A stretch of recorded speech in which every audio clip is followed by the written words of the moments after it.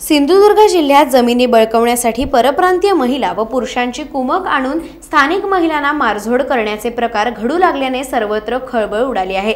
सिंधुदुर्ग जिल्ह्यातील वेंगुर्ले तालुक्यात असलेल्या दाभोली परिसरात ही घटना घडली आणि सारे ग्रामस्थ मनोमन हबकले।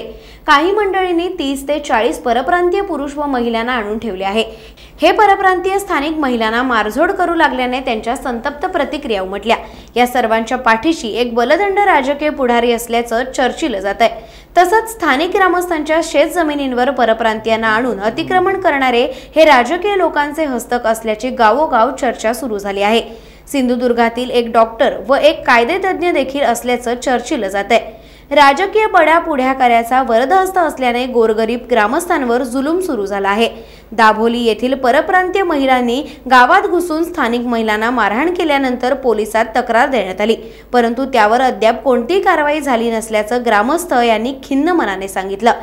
घ्या 5000 रुपये द्या मत या प्रवृत्तीचा हा परिपाक असल्याचं आता साऱ्या परिसरात चर्चिलं जात आहे।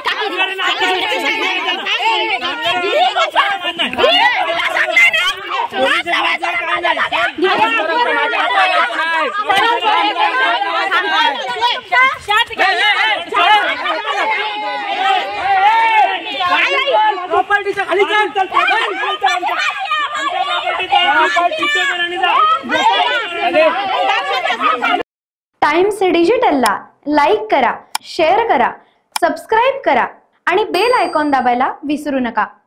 Times digital.